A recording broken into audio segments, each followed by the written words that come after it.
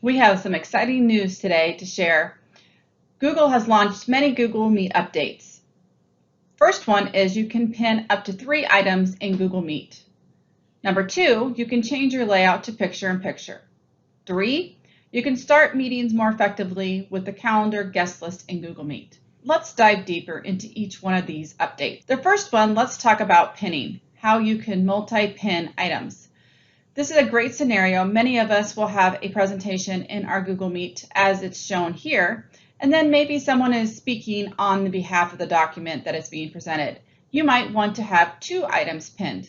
So let's pretend in this demonstration that Trainer 4 is the speaker of this particular document, and I can hover over Trainer 4 and I can select the thumbnail, and then Trainer 4 will be also pinned. And I can repeat that same process up to 3 items.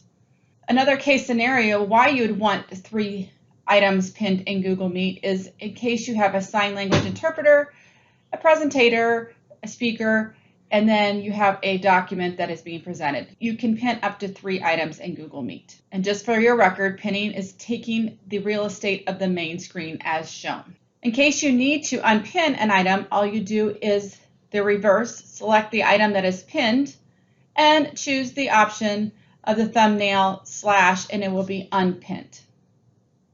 And it will go back into the layout default that you have turned on.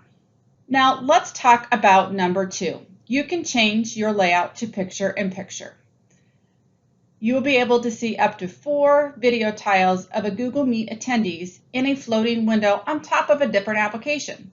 So if you want to multitask and listen to the Google Meet and be part of the meeting, but want to work on other particular applications, maybe as Gmail, Google Docs, Google Slides, Google Sheets, while you're in the meeting and can be more involved in the meeting, you can change your layout to picture-in-picture. So let's go ahead and do that. How do you change it to picture-in-picture? You're going to go down to the bottom and locate the 3 dots. Click on the 3 dots and select Open Picture-in-Picture. Now you can see it states your Meet call is in another window. So this is true multitasking. Now let's say I want to go to my Google Calendar and work on my Google Calendar while I'm in the meeting. I can navigate to my Calendar app, or any app in that case, and you can see then I have this picture on top of the app I'm working on. So if, for example, you need to get more involved in the meeting, you can always hover over the picture-in-picture, click on Back to Tab, and go back to the full screen of the Google Meet. You can also hang up from here as well by clicking on the telephone. You can turn on or off your camera if you choose to. Some other things that I just want to mention that I won't demonstrate in this tutorial is that when your picture-in-picture is active, you will continue to get notifications like chat messages, hand raises, and join request. So it can go right back to the Google Meet again by going click back to tab, and you're going to go back to the full screen of the Google Meet. So again, a great way to multitask and do many things at once. Now let's talk about number 3. You can start meetings more efficiently with Google Calendar guest list in Google Meet. What does that mean? Well, many of us join the meeting, maybe not right on time, or you really need that important person in that meeting. And you would probably go back to your Google Calendar and determine who isn't here, have they RSVP'd, etc.